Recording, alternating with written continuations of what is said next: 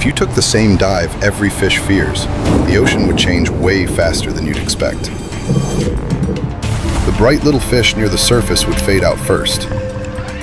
Then the teeth would get longer, the eyes would get stranger, the mouths would stop looking normal. And that feeling gets stronger with every meter. Because the ocean is not just getting darker, it is getting less forgiving.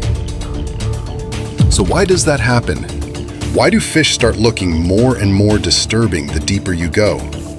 And why would evolution keep pushing them in that direction unless those weird bodies were doing work down there?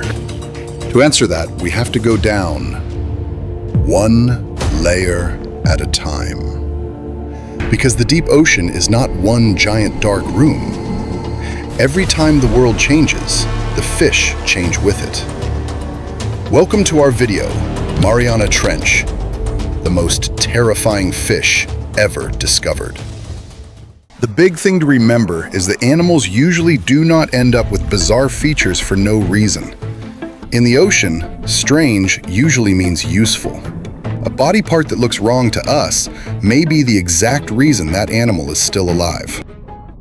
Take a clownfish. Nobody looks at that fish and thinks nightmare fuel. It is small, bright, and weirdly friendly looking. But even that look is a survival move. Those bold colors help tell the world where it lives and what you might regret messing with. The deeper you go, the less the ocean feels like a place built for movement, and the more it feels like a filter. Only the bodies that can handle the dark, the hunger, and the pressure keep going. Everything else gets left behind above you. And the first signs of that change show up sooner than most people think. Near the lower edge of the sunlit world, you start meeting fish that already look like ambushes waiting to happen. One of the best examples is the stargazer. It buries itself in the sand with only its eyes and mouth left exposed, like the seafloor grew a face and decided to bite anything that got too close. Those upward-facing eyes are not there to look dramatic. They let the fish watch the water column while keeping the rest of its body hidden. It waits, barely moving, until something passes overhead, then lunges from below before the target even knows the sand was alive. That is part of what makes this fish so unsettling. It does not chase in open water where you expect danger. It waits in the exact place that looks harmless. Your brain reads flat seafloor, and the fish takes advantage of that mistake. That is part of what makes this fish so unsettling. It does not chase in open water where you expect danger. It waits in the exact place that looks harmless.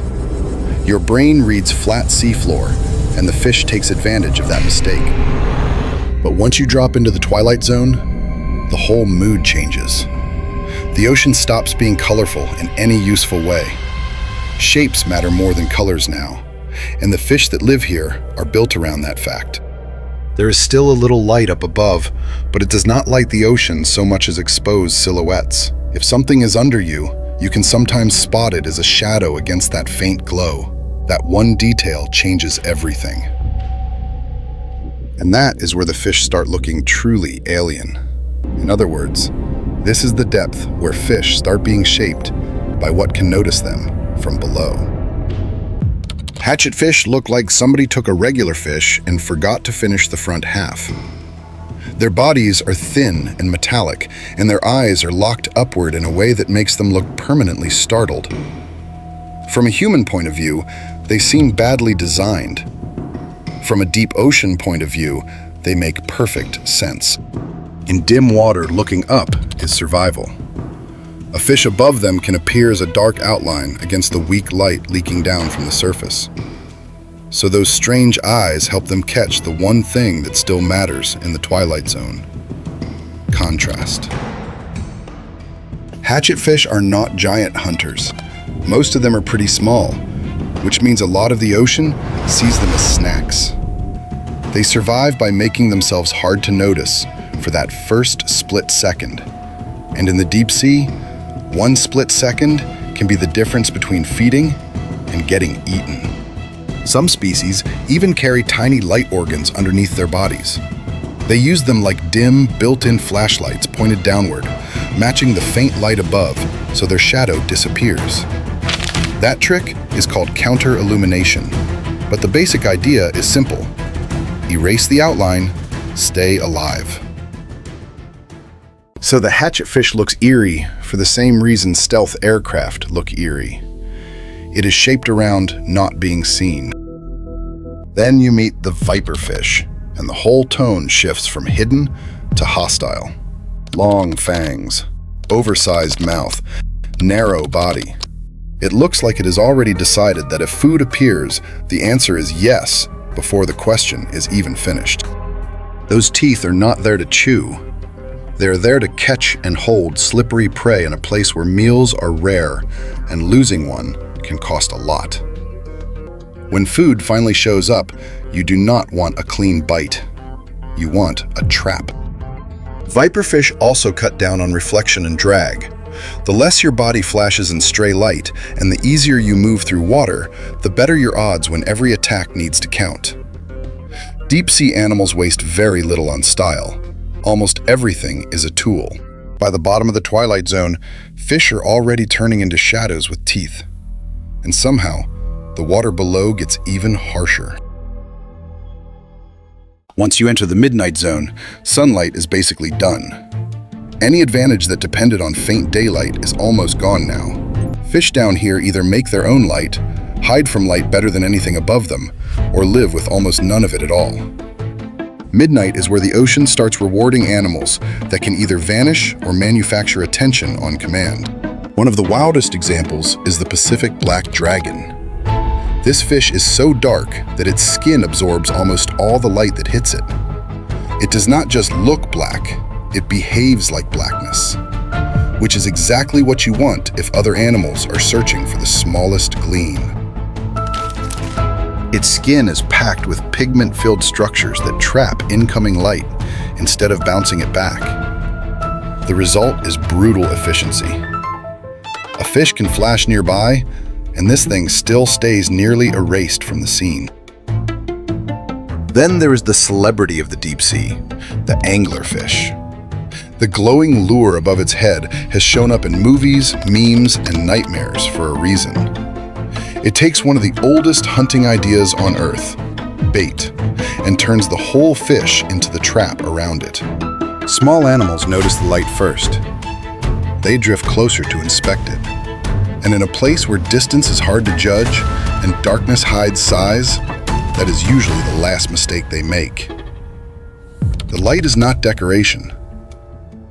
It is the first half of the attack. Funny enough, anglerfish are not monsters to us because they are huge. Most are small. The real horror is what seeing one would mean. If you are close enough to meet an anglerfish in the wild, the ocean around you is already far more dangerous than the fish itself. Further down, you run into a fish that looks like its head came apart and kept working anyway, the stoplight loose jaw. Its lower jaw hangs on by a thin connection, giving it a mouth that can snap open with almost nothing in the way. That design makes fast strikes easier and lets the fish grab prey that would be awkward for a tighter mouth to handle. In other words, what looks flimsy is actually range. The fish trades a neat face for a bigger capture window, and down here, that trade is worth it. Some dragonfish can even use red light in a place where many deep-sea animals cannot see red very well. That gives them something close to a private flashlight. They can spot prey without fully announcing themselves, which is one of the sneakiest moves in the whole ocean. It is one of those traits that sounds made up until you remember how little room for error there is down there. At this depth, the fish are no longer just weird looking. They are built around one brutal fact. Food may not come back anytime soon. That is where the black swallower starts making a lot of sense. By itself, it does not even look that outrageous. Then you see what it can do. This fish can swallow prey far bigger than you would ever expect from a body its size, and suddenly the whole animal feels like one expandable emergency plan. In the deep sea, passing up a large meal can be a terrible decision because there may not be another one soon. So the black swallower is built to take the chance when it appears, even if that means turning itself into a bloated, drifting package for a while. That strategy is powerful, but it is messy. A huge meal can slow the fish down, make it easier to spot, and leave a lot of energy tied up in digestion. Deep-sea adaptations often look impressive from the outside, but many of them come with ugly trade-offs. The abyss rewards patience more than drama.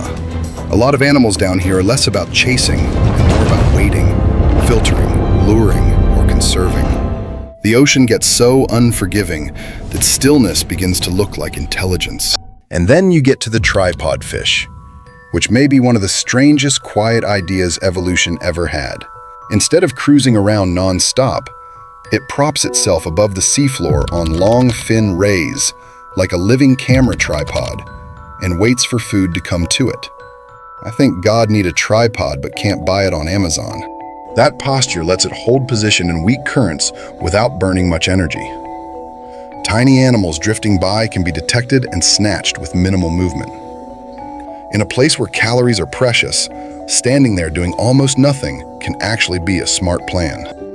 There is something bleak about this fish once you think about its life for more than a second.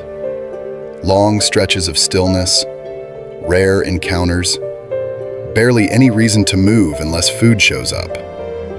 The deep sea does not only create monsters, sometimes it creates lonely routines that feel just as unsettling. But even the abyss is not the bottom of the story. In a few places, the seafloor breaks open into trenches that drop far deeper. That is the hadal zone, where pressure becomes one of the main characters in the entire ecosystem. At those depths, the pressure is so intense that many of the body plans working above simply stop being good ideas. Gas-filled spaces become problems. Hard, rigid structures can become liabilities. Life gets stripped down to what can keep functioning under force. That brings us to the snailfish, one of the deepest fish ever recorded. It does not look like the final boss of the ocean. It looks soft, plain, and almost unfinished, which may be the strangest twist in the whole descent. Hadal trenches are not just deeper, they are more selective, almost like the ocean is asking life to prove it can keep going with less and less. But that softness is the point. A body without a lot of rigid parts can handle crushing pressure better. The snailfish keeps what it needs to sense, move, and feed, and it avoids loading itself with features that become expensive or fragile this far down. Its world is not built around sight in the way ours is.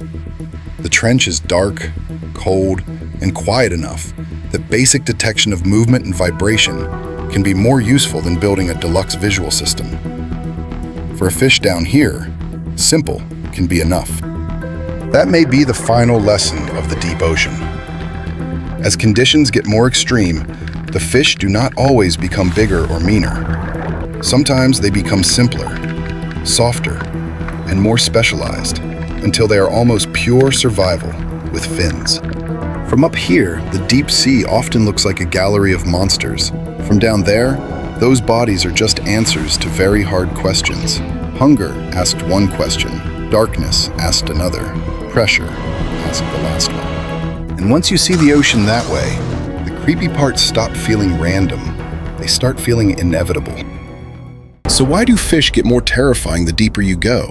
Because every layer of the ocean removes something easy. First the light goes, then reliable food goes, then even ordinary body plans start failing. What remains are fish shaped by ambush, stealth, pressure, patience, and the need to survive in a place that keeps asking more from them. That answer is bigger than one fish, because the whole ocean is involved in making those bodies happen.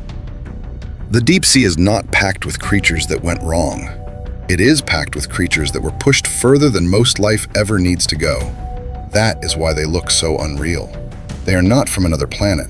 They are what this planet builds when the environment gets harsh enough. The deeper world feels unreal, mainly because we were never meant to live there, while they were shaped for nothing else. And honestly, that may be the creepiest part of all. The ocean did not hide a bunch of random monsters at the bottom. It slowly shaped them there. If you want, next time we can go even deeper into one of these fish and unpack its whole story by itself.